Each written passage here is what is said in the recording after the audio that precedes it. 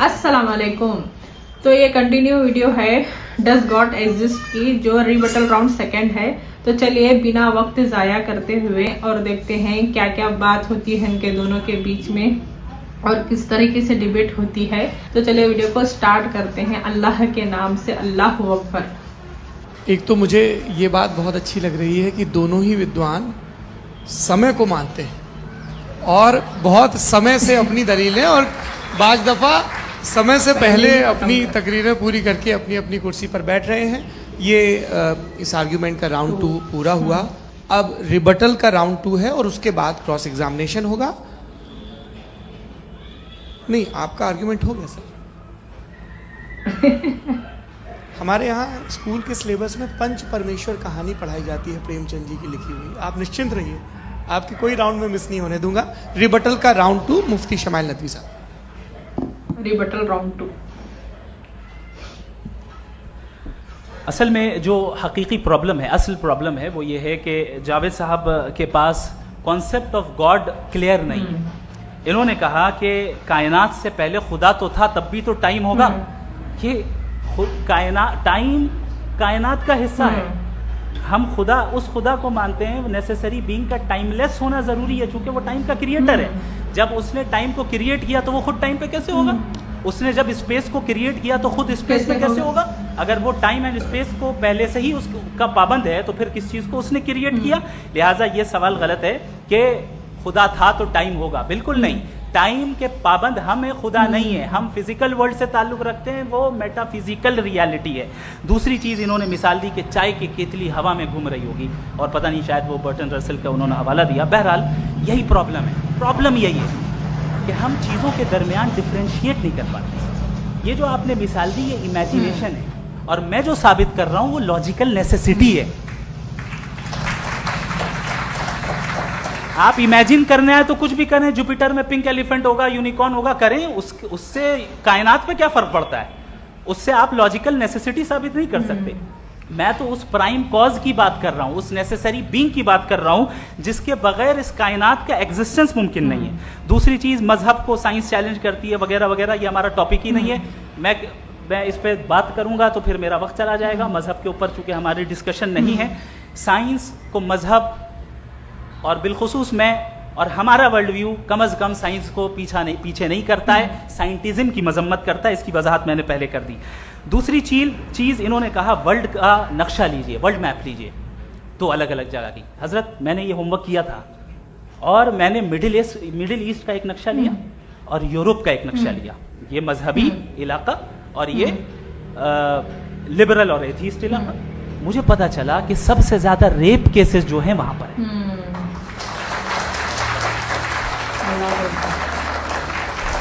मुझे ये पता चला यूएन की रिपोर्ट के मुताबिक, मैं ये अपने घर से नहीं लेके आ रहा, कि जो वर्किंग वुमेन है यूरोपियन कंट्रीज में, उसमें 81% वुमेन सेक्सुअल हैरेसमेंट का वर्क में शुमार हो रही है। ये मिडिल ईस्ट में नहीं हो रहा है, वो मजहबी लोग हैं इसलिए नहीं हो रहा है।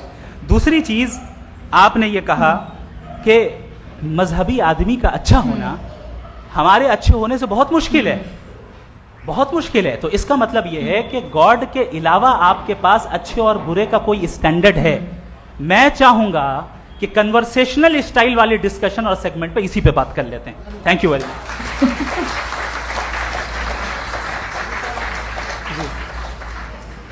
ये रिबटल का राउंड 2 है। आपके पास 5 मिनट का वक्त है और इसके बाद क्रॉस एग्जामिनेशन शुरू करेंगे। आप चाहें तो जो इन्होंने सवाल पूछे उनके जवाब आप रिबटल में भी दे सकते हैं। जी, देखिए, पहले तो ये बात कि ये मिसाल गलत नहीं है, गलत है। इन्होंने पहले ही हमको डिसार्म कर दिया। कह लिया अकल से मामला सॉल्व नहीं हो सकता, लॉजिक से आप पहुंच नहीं सकते। ये एक मेटाफिजिकल चीज़ है। मेटाफिजिकल अजीब सा लफ्ज़ है, ठीक से किसी को माने नहीं मालूम इसको, तो ऐसा लगता है कुछ बड़ी चीज़ है। अरे भाई, क्या होता है मेटाफिजिकल? बताओ, खड़ी हो। ये एक लफ्ज़ है जो कहीं भी इस्तेमाल हो जाता है। जब आप एक बात कर रहे हैं और आप मुझसे बहस कर रहे हैं तो मुझे मेटाफिजिकल मत बताइए, आप लॉजिकली मुझे प्रूव किए। और अगर लॉजिकली आप नहीं बात करते साहब ये मेटाफिजिकल है, तो फिर हम आप बात क्या कर रहे हैं? मेरा आपका किस ज़बान में कॉन्वर्सेशन होगा? और ये कहना कि वक्त पहले नहीं था तो फिर क्यों कहते हैं ये हमेशा से हमेशा रहेगा?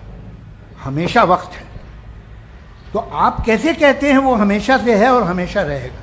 हमेशा का मतलब है कोई वक्त, अगर वक्त ही नहीं है तो हमेशा कैसे? बाहर वो रहेगा। अब मैं ये देखता हूँ, आपने कहा ना कि वहाँ रेप ज़्यादा होता है, तो हम एक बात देखते हैं, ये दुनिया जिस पे वो कादर मुतलक है, जिसकी मर्जी के बगैर पत्ता भी नहीं हिलता, ओमनीपोटेंट है, ये दुनिया चल कैसे रही? और इस दुनिया का हाल क्या है? 45,000 बच्चे जो 10 साल की उम्र से कम थे वो गाजा में मरे। भूख से काला हांडी में बच्चे मरते हैं और डिप्थेरिया से मरते हैं। डिप्थेरिया अजीब मर्ज है, गले में जाली बनना शुरू होती है, बच्चा नीला हो जाता है, गरीब का बच्चा, इसलिए क्यों फासिला। ये कादर मुतलक है जो जाए कर दे, इससे आप दुआएं मांगते हैं हमारी ये काम कर दे वो कर दे, तो इसका मतलब डे टू डे लाइफ में वो इंटरफेयर करता है और ये देख रहा है। अगर वो वाकई भी है फॉर डिस्कशन से, तो मैं जब दुनिया देखता हूँ तो मेरे दिल में उसके लिए कोई इज्जत नहीं है। क्या कर रहे हो तुम पूरे ऑल पावरफुल हो, ओमनीपोटेंट हो, ओमनी प्रेजेंट हो। तुम तो वहाँ गाजा में रहे होगे ना, तुम हर जगह हो। तुम देख रहे थे कि बच्चे की कैसे धज्जियाँ उड़ रही, तुम देख रहे थे। तुम चाहते हो मैं तुम्हारी परस्तिश करूँगा? वो भी अरे यार, इससे अच्छे तो हमारे चीफ प्राइम मिनिस्टर है, कुछ तो ख्याल करते हैं। आप किसकी इबादत कर रहे हैं? अगर वो है भी, ये दुनिया नाइंसाफी से, जुल्म से, जबर से, तशद्दुद से भरी हुई है। और आप ये मत कहिएगा कि वो देख रहा है और वो बताएगा एक दिन। अगर वो देख रहा है और इंटरफेयर नहीं करता तो आप दुआ क्यों मांगते? आप कहते हैं मेरा ये काम करा दे, इसके मतलब है वो दखल दे सकता है, वो आपको नौकरी दिलवा सकता है, भले दूसरे आदमी को न मिले, मगर आपका काम कर देगा चूंकि आपने दुआ मांगी है।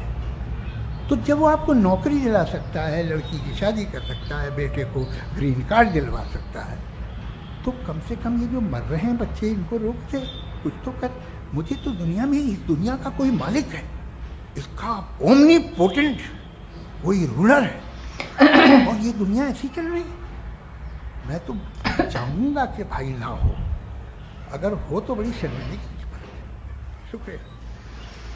रिबटल राउंड सेकंड में तो आपने दोनों की बातों को देखा, दोनों की बातों को समझा। तो नेक्स्ट वीडियो में देखते हैं कि क्रॉस एग्जामिनेशन में क्या होता है, किस तरह से उनकी डिबेट होती है। तब तक के लिए लाइक शेयर कमेंट जरूर करिए और जो मेरे चैनल में नए हैं वो सब्सक्राइब कर लीजिए। तो चलिए मिलते हैं नेक्स्ट वीडियो में, तब तक के लिए अस्सलाम वालेकुम।